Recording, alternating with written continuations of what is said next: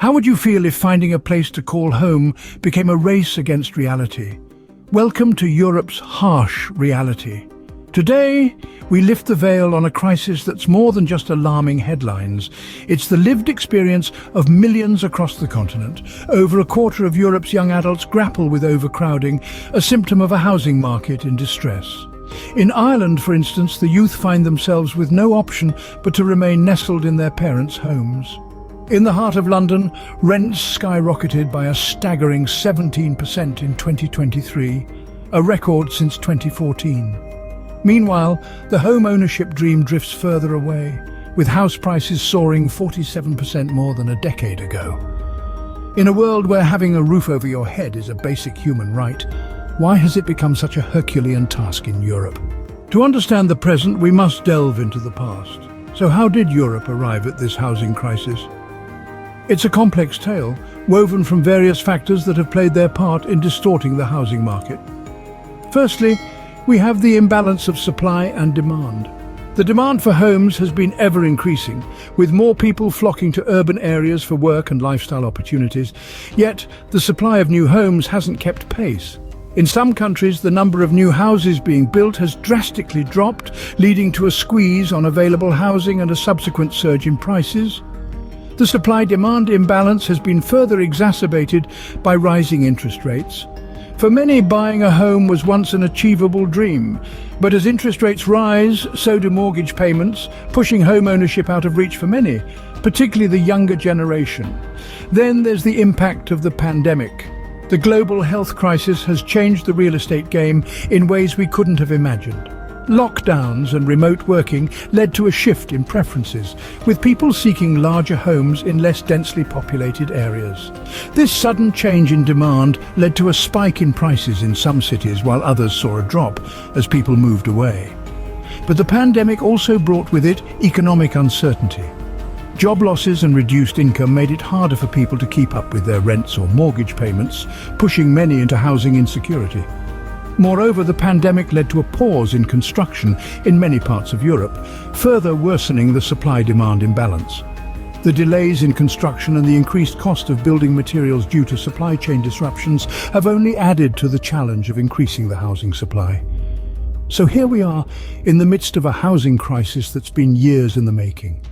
The dance of supply and demand, interest rates, and a world-stopping pandemic have all played their part in this unfolding drama. This crisis is not just about bricks and mortar. It's about people's lives, their dreams, and their future. And it's a crisis we must urgently address if we want to create a future where everyone can find a place to call home. In this swirling storm, a silent war brews between homeowners and governments. A new battlefield has emerged, a clash of interests that has further complicated the housing crisis. This is the Airbnb war, a tug-of-war between profit and regulation, convenience and control. Airbnb, a platform that transforms the way we travel, has inadvertently played a significant role in the escalation of the housing crisis. By turning residential properties into short-term rentals, homeowners have found a lucrative revenue stream. A quaint cottage in the Cotswolds or a chic apartment in Paris can earn homeowners a tidy sum, often far exceeding what traditional long-term renters could afford. However, this business model has come under fire. Critics argue that Airbnb and similar platforms have cannibalized the market for long-term rentals, exacerbating the housing shortage. Cities once teeming with available residences are now choked with short-term rentals, leaving locals struggling to find affordable homes. In response, governments across Europe have stepped in, attempting to regain control and ensure housing availability for their citizens. From Berlin to Barcelona, new regulations have been imposed, limiting the number of days a property can be rented out per year or requiring special permits for such rentals. Yet these regulations have sparked their own controversies. Homeowners argue that these restrictions infringe on their rights, stifling their ability to profit from their properties. Conversely, governments insist these measures are necessary to maintain a balanced housing market and protect the rights of long-term residents. This push and pull, this silent war, is a stark reminder of the complexities of the housing crisis. It's a delicate balance between the free market and regulation, between the rights of homeowners and the needs of residents. In the midst of this conflict, we must remember that at the heart of the issue is the human right to a home, a place of shelter and security. The Airbnb war is not just about profit margins and government control. It's about the struggle for a fundamental human necessity. The Airbnb war is a testament to the complexities of this crisis. But amidst the chaos, a critical question arises. Where are all the houses? In the midst of this housing crisis, it's easy to point fingers at high mortgages and the flurry of pandemic home sales. Indeed, these are crucial factors. With the pandemic pushing people to re-evaluate their living circumstances, home sales soared, but with buyers aplenty and sellers scarce, prices skyrocketed, putting home ownership out of reach for many. Then there's the issue of inflation. The cost of living is on the rise across Europe, and the housing market is no exception. As prices climb, so too does the cost of building materials, labor and land, making the prospect of building new homes increasingly expensive. This financial pressure is a significant roadblock in the path to increasing housing supply, but the challenges don't stop there. Bureaucratic hurdles are another substantial impediment. Planning permissions, zoning laws and building regulations can be a veritable maze for builders to navigate. While these processes are designed to ensure safety and sustainability, they often slow down the pace of construction, further exacerbating the housing shortage. And then there's the issue of historic preservation. Europe is a continent steeped in history, with many cities boasting architecture that dates back centuries. Balancing the need for new housing with the desire to protect these historic buildings is a delicate dance. Too often, it's a dance that ends in a standstill, with new construction projects halted in their tracks. So you see, the solution to the missing houses isn't as straightforward as building more homes.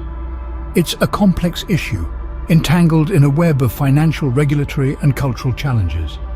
As we grapple with these obstacles, the missing houses remain a haunting question, a silent testament to a crisis that is far from over. Building more isn't as simple as it seems, and the missing houses remain a haunting question. Now that we've peeled back the layers of this crisis, it's time to imagine potential solutions.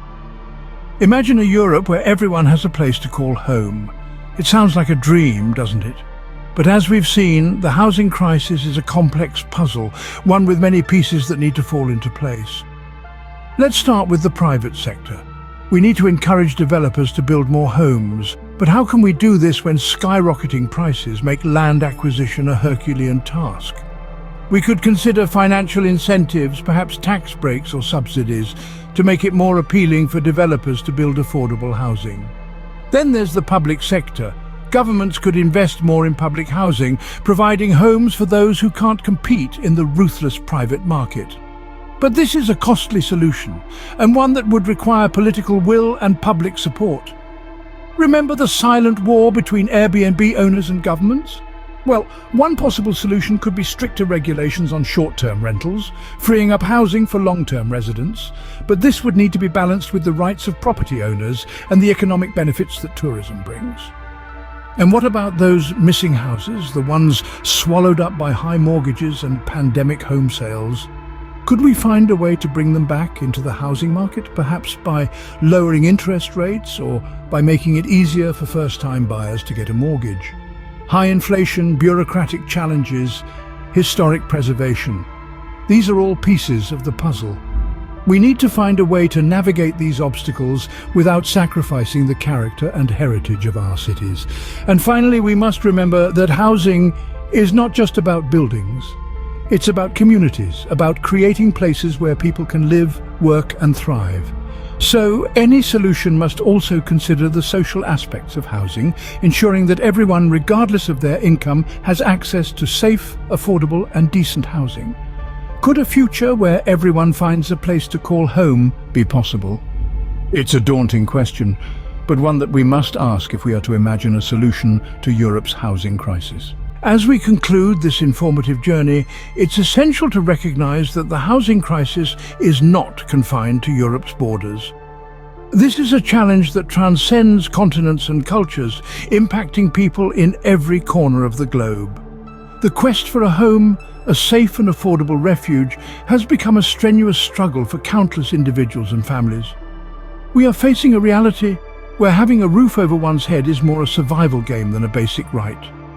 Now is the pivotal moment to dive deeper and unravel the complexities of this housing crisis. We need to critically question and examine the economic systems, housing policies, and social practices that have led us to this alarming scenario. This crisis reflects deeper inequalities and demands our immediate attention and conscious action. Encourage conversations in your social circles at school, work, or even in family gatherings. It's through these discussions that we can begin to challenge the status quo and imagine innovative and sustainable solutions for the housing crisis. If you found this video informative and enlightening, consider subscribing to our channel. By doing so, you not only stay updated with content that expands your knowledge and perspective, but also support our mission to shed light on crucial topics that affect our global society. By sharing this video, you play a vital role in raising awareness about this critical issue. Each share has the power to illuminate this problem, reaching more people and sparking necessary dialogue. We're dedicated to shedding light on the issues that matter, the issues that affect us all. Together we can be a part of the solution. Together we can question, understand, and act. Let's work together to find a path to a future where everyone can find a place to call home. Thank you for watching, and don't forget to subscribe for more discussions like this one.